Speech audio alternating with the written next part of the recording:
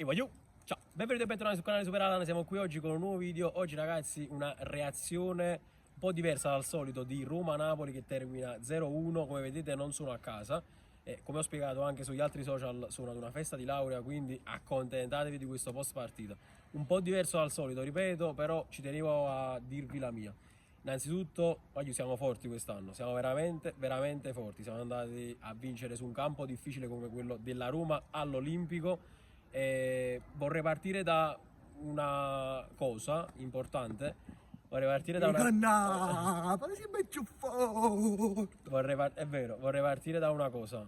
Secondo me era calcio di rigore quello là su un Ndombele, anche perché ieri stessa identica cosa è successa a Firenze con l'Inter ha beneficiato di un calcio di rigore uguale identico e vorrei sapere qui sotto nei commenti da parte vostra se anche per voi quello è calcio di rigore.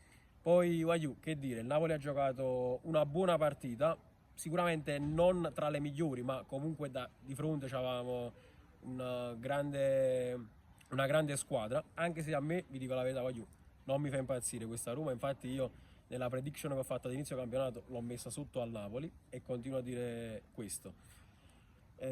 Osimhen, prima si mangia un gol praticamente fatto che da attaccante è difficile mangiarsi, però dopo zittisce tutti, complice anche un'uscita, non lo so, un po' a vuoto di Rui Patricio, prima mette la mano e poi la toglie.